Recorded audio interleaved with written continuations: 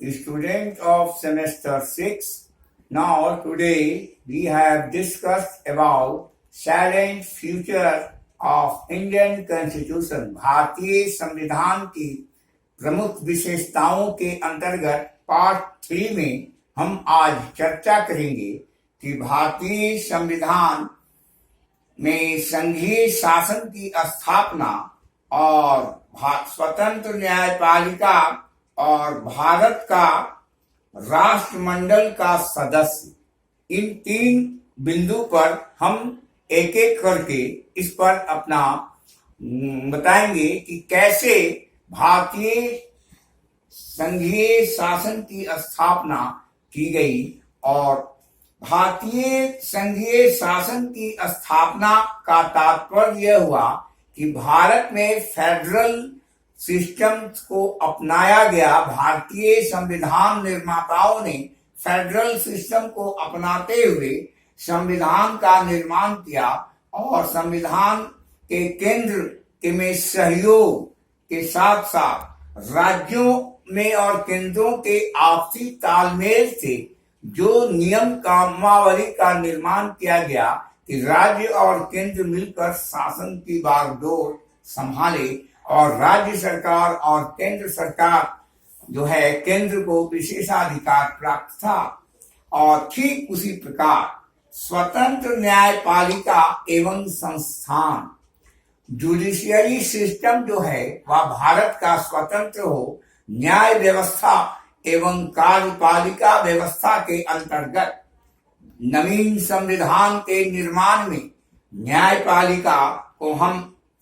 अलग रूप से रखते हुए विशेष महत्व देते हैं। साथ ही न्यायपालिका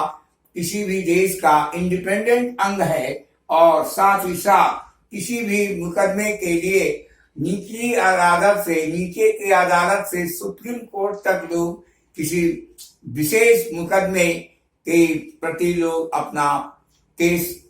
के सिलसिले में आवेदन देते हुए सीढ़ी बाय सीढ़ी स्टेप बाय स्टेप लोग जाते हैं और सुप्रीम कोर्ट को या नीचे के अदालत में लिए गए कानूनी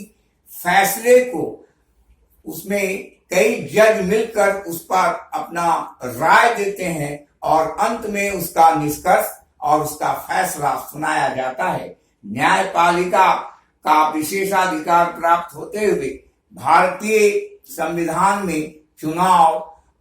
के तहत में सामान्य नागरिक, जो भी नागरिक है भारत के 18 वर्ष का एज पूरा कर लिया हो, महिला पुरुष लड़का लड़की, वे वोट देने का अधिकार है। और चुनाव आयोग के द्वारा हर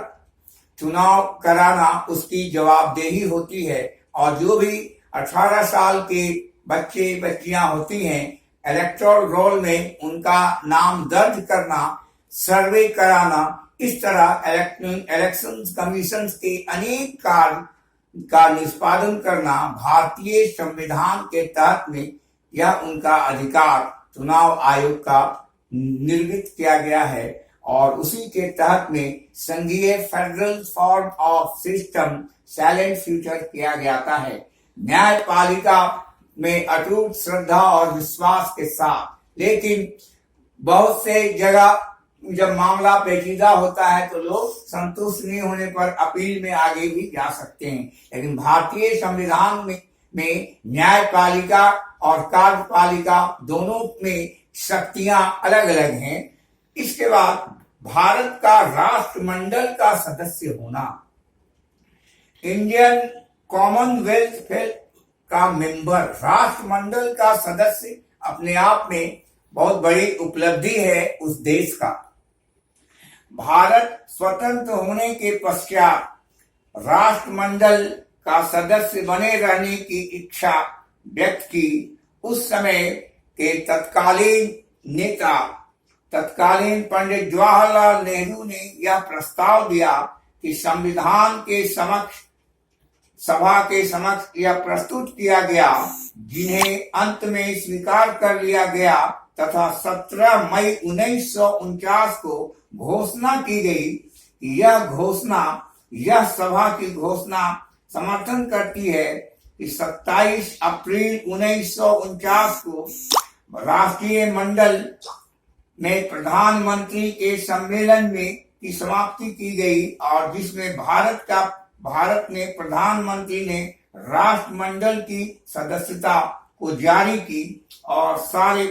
इस पर सहमति प्रदान की। प्रधानमंत्री के बाद राष्ट्रीय मंडल जो लंदन और ब्रिटिशर्स में था इसका एक अंग बना और भारत उसकी गरिमा को बनाए रखते हुए उस समय के तत्कालीन नेता पंडित जवाहरलाल नेहरू ने अपनी शब्दों में कहा, जिसको मैंने पूर्व में एक्सप्लेन कर दिया। तो इस प्रकार भारत जो है वह संघात्मक के साथ राष्ट्रमंडल का सक्रिय सदस्य बन गया और भारतीय संविधान की प्रमुख विशेषताओं के साथ साथ यह अध्याय आज समाप्त हो रहा है। इसमें 3 तरह के क्वेश्चनायर्स हो सकते हैं, लघु उत्तरीय, दीर्घ उत्तरीय और अति ऑब्जेक्टिव प्रश्न भी आ सकते हैं। Thank you.